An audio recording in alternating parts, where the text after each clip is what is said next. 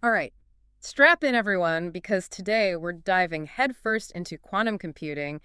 And oh, wow, did you send a lot of info on this? It's a pretty big topic. It is. It really is. And it's clear this tech could totally reshape the world as we know it. Yeah, it really could. We're talking revolutionizing medicine, finding new energy sources, maybe even, changing how we see the universe. Yeah, no, it's a total paradigm shift, not just like Yeah. faster computers. This is a whole different way of thinking about processing information. Exactly. And that's what makes it so fascinating. But before we get too far ahead of ourselves, Sure. let's break it down for our listeners.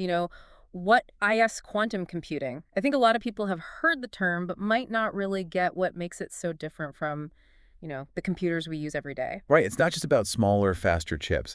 At its core, it's about using quantum mechanics Mm. to solve problems that are just impossible for even the most powerful computers we have today. Okay, so instead of just doing things faster, it's doing things that were basically impossible before. Exactly. It's like the difference between trying to navigate a maze with a flashlight and suddenly being able to see through walls. Oh, I like that. That's a great analogy. So, how do these quantum computers actually, get that power? I know they use something called qubits, but what are those exactly, and how are they different from the bits in our regular computers? So the main difference is in how they store information. A bit in a classical computer, it's either a 0 or a 1, right? Like an on or off switch. Yeah, makes sense. But a qubit can be 0, 1, or both at the same time. Both at the same time. Hold on, how's that even possible? It's this thing called superposition. And it's one of the key things that gives quantum computers their power. And yeah, it sounds impossible. It kind of does, yeah. But that's quantum mechanics for you. At the subatomic level, particles can be in multiple states at once. So they're taking advantage of that. Exactly. So instead of just being on or off, a qubit can explore all these possibilities at the same time, letting them make calculations in parallel. Okay, I'm starting to see why this is such a big deal. Yeah, for certain problems, it's like ridiculously faster. Okay, so that's superposition. What about this entanglement thing I've heard? That's another piece of the puzzle, but it sounds even weirder. Entanglement is definitely mind-boggling.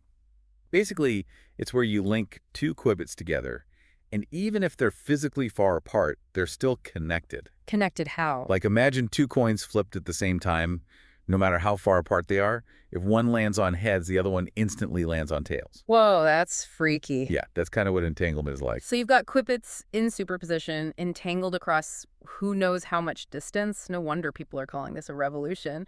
But, okay, let's talk about what quantum computers can actually do, like real world stuff.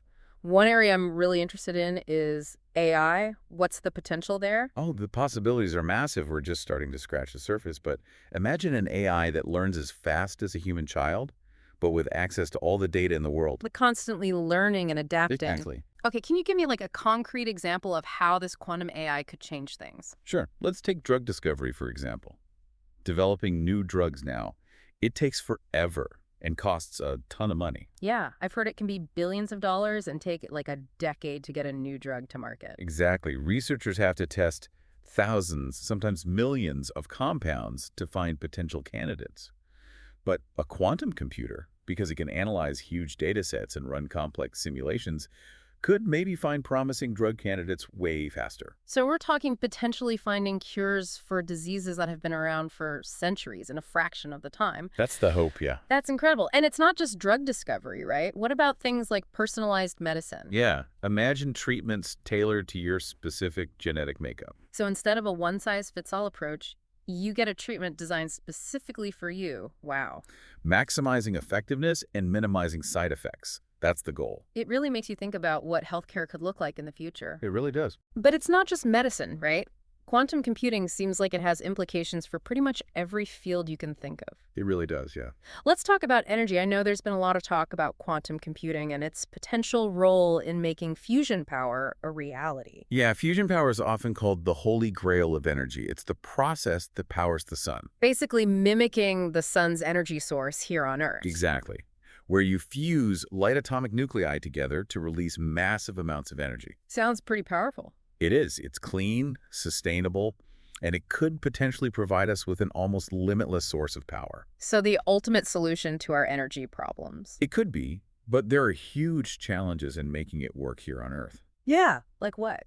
Well, to get sustained fusion reactions, we need to create conditions of extreme temperature and pressure. like mimicking the core of the sun? Yeah, and that's where quantum computing comes in. It can help us simulate the crazy complex behavior of plasma, the superheated matter that fuels those fusion reactions. Oh, I see. So it's like using quantum computers to figure out how to create those extreme conditions in a controlled way. Exactly. And that could help scientists design better fusion reactors and maybe even overcome some of the big hurdles that have been in the way of making fusion power a reality.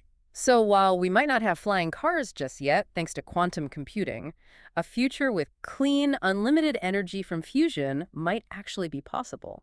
Exactly. And that's just the tip of the iceberg. From material science to financial modeling, the potential applications are almost endless. We've covered a lot already, and it's clear that quantum computing could change our world in ways we can't even fully imagine yet. Yeah, it's really exciting. But we're just getting started. Stay with us as we delve deeper into this mind-blowing technology and explore even more of its incredible potential applications. In the next part of our deep dive, we're going to be venturing into the cosmos, talking about how quantum computing could help us unlock the mysteries of the universe, from predicting those dangerous asteroid trajectories to maybe even discovering extraterrestrial life. And if that's not enough, we'll also be talking about the possibility of radical life extension and even unlocking the secrets of the human brain. It's going to be a wild ride. You definitely won't want to miss it. Welcome back. Ready to explore even more mind-blowing possibilities of quantum computing. Absolutely. Last time we talked about how it could revolutionize medicine and energy, but now let's shift our focus to the cosmos. Yeah, to the really big questions. Exactly. Quantum computing has the potential to help us tackle some of the biggest mysteries in the universe, questions that have puzzled humanity for centuries. For sure. Okay, so where do we even begin? I mean, the universe is a pretty big place. Well, let's start a bit closer to home, but still incredibly important. Asteroids. Asteroids, okay. Yeah, you know those celestial objects? They pose a real threat to our planet, and the ways we have now for detecting and tracking them are kind of limited. Right, like that meteor that exploded over Russia back in 2013. No one saw that coming. Exactly. And it's unsettling to think a giant space rock could just sneak up on us like that. Yeah, it is. But with quantum computing, we could maybe develop much more sophisticated systems for predicting where those asteroids are going. Oh, that would be amazing. Quantum algorithms can take into account all the gravitational interactions and all the complex factors that influence an asteroid's path. So we could get much more accurate predictions. Yeah, much more reliable predictions. So instead of just reacting to asteroids after we spot them, we could actually know where they're going years, maybe even decades in advance. Yeah, that's the idea. And if we have enough lead time, we could actually develop strategies to deflect them or even destroy them. Okay, that sounds a lot better than just crossing our fingers and hoping for the best. Right. Prevention is key. It is. Okay, now let's talk about another huge mystery. Are we alone in the universe? I feel like everyone's wondered about that at some point. Oh, absolutely. It's one of those fundamental questions. Yeah. And while we haven't found definitive proof of alien life yet, quantum computing could give us new tools to look for it. Okay, so are we talking about building some kind of super-powered alien detection device? Not exactly, but it could help us analyze the massive amounts of data that we're getting from telescopes. Oh, right. We're constantly gathering tons of data from space. Yeah, and quantum algorithms are really good at pattern recognition, so they could potentially sift through all that cosmic noise and find signals that might actually point to an advanced civilization out there. So instead of just listening for radio signals, we could be looking for all sorts of other clues that we might have missed before. Exactly, and who knows what we might find. It's a really exciting thought.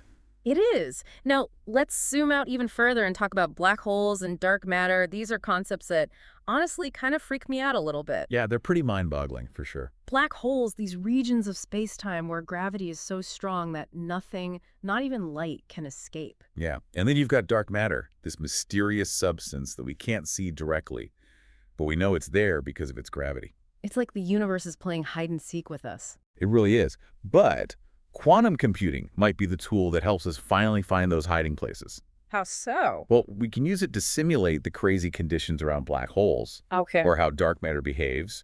And by doing that, we can gain a deeper understanding of these things. So we're not just talking about observing them from afar. We could actually create virtual black holes or dark matter experiments inside a quantum computer. Precisely. And then we can manipulate those simulations and test different theories and potentially unlock some really big secrets about the universe. It's incredible to think that we might one day be able to study these cosmic mysteries in a virtual lab. It is. It's pretty amazing. Okay, let's shift gears now and talk about something a little more down to earth, but no less mind-blowing. Radical life extension. Is it really possible that quantum computing could help us live longer, maybe even achieve immortality? Well, it's definitely one of the more speculative applications, but it's not entirely impossible. The key is really understanding how aging works. Right, like how our cells break down over time and eventually stop working. Yeah, that's part of it.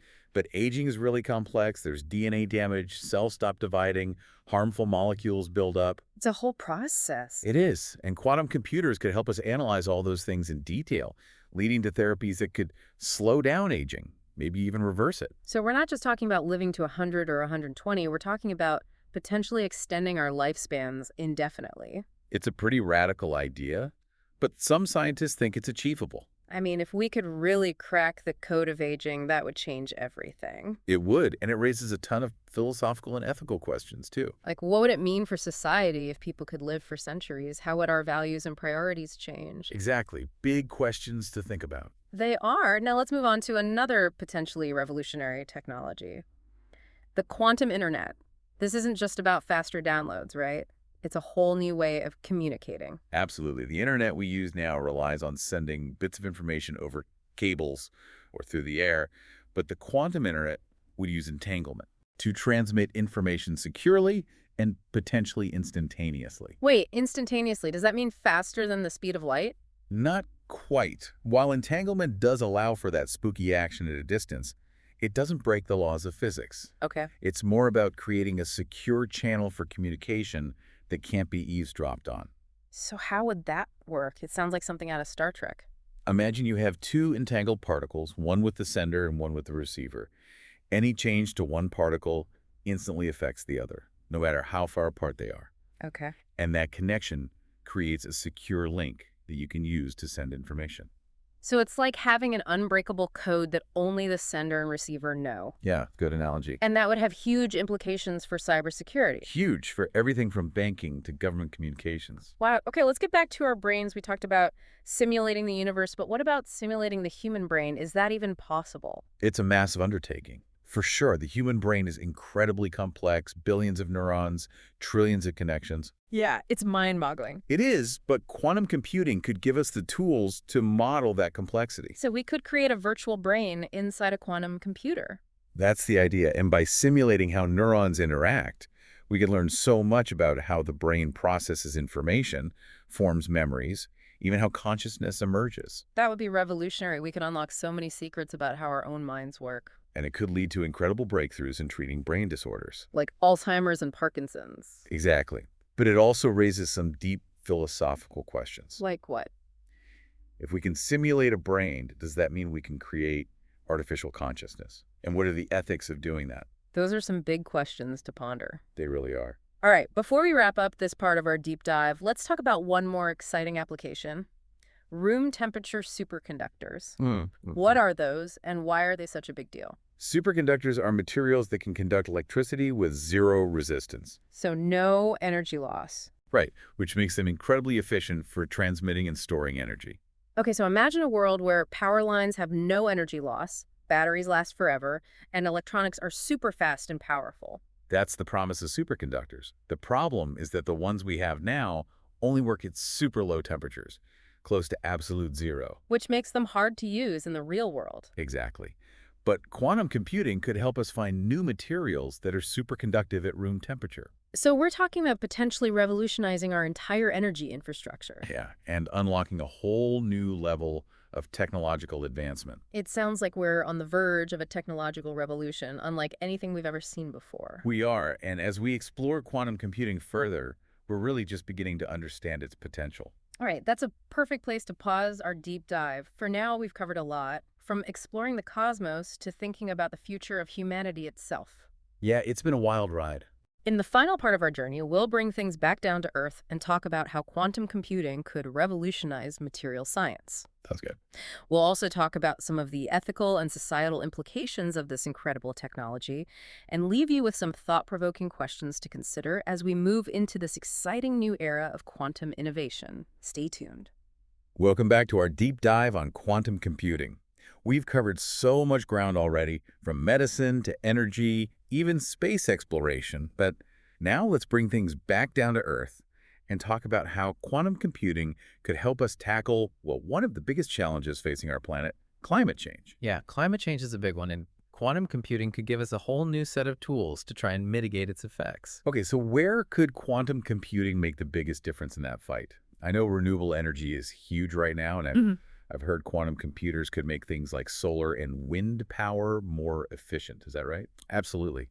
One of the big challenges with solar and wind is that they're not constant, right? The sun's not always shining, the wind's not always blowing. Right, it's not like a power plant that just runs 24/7. Exactly. So we need better ways to predict and manage that energy flow. And quantum computers could really help with that. Analyze huge amounts of data, run complex simulations. To figure out the best way to use that energy. Exactly. Yeah. Like optimize where we put solar panels and wind turbines, even design smarter power grids that can adapt to the changes. So imagine a world where we can harness the power of the sun and wind way more efficiently, reducing our reliance on fossil fuels. That's the goal. Make clean energy more reliable and more accessible. It sounds pretty amazing, but what about all the carbon dioxide that's already in the atmosphere? Can quantum computing help us with that too? That's another area where it could be a game changer. One idea is carbon capture and storage, basically capturing CO2 from the air and storing it somewhere safe. I've heard about that, but isn't it still super expensive and energy intensive? It is, but quantum computing could help us make it more efficient. Well, quantum simulations can help us design better materials for capturing that CO2. Imagine like a giant filter that can just pull carbon dioxide out of the air. That'd be incredible. Yeah, and quantum computers could also help us find new catalysts to turn that CO2 into something useful, like fuel or building materials. So instead of just storing it, we could actually use it. Exactly. Wow. Okay, so we've talked about capturing carbon, but can quantum computing also help us understand how climate change is actually happening and what we can do to stop it from getting worse? Definitely, the climate models we use now, they're really complex, but they still have limitations. And quantum computers could help us create even more accurate models, process huge amounts of data about the atmosphere, the Just oceans. get a clearer picture of what's really going on. Exactly. And then we can make better decisions about how to adapt and mitigate those impacts. It's like having a crystal ball for the planet, but a really, really high-tech one. That's a good way to put it. Yeah. Okay, so we've talked about climate change, but what about other areas? Like material science, I've heard that quantum computers could allow us to create materials with properties that sound like they're straight out of science fiction. It's true. Material science is all about understanding how materials work at the atomic level, and quantum mechanics is the language of that world.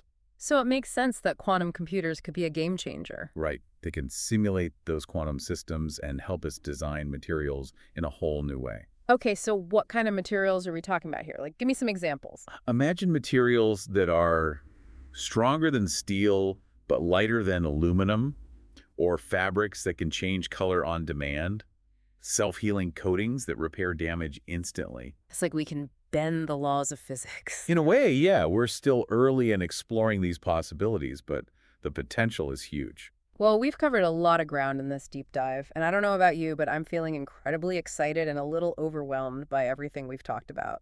It's a lot to take in, for sure, but I think the main takeaway is that we're entering a new era, one where science fiction is becoming reality. Yeah, that's a great way to put it. And as we move into this new era, it's important to not just get caught up in the excitement, but to really think about the ethical and societal implications of this technology. Absolutely.